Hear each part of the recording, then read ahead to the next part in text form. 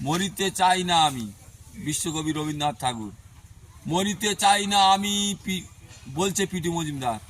মরিতে চাই না আমি, বিশ্বকবি রবীন্দ্রনাথ ঠাকুর বলছে পিটু মজুমদার।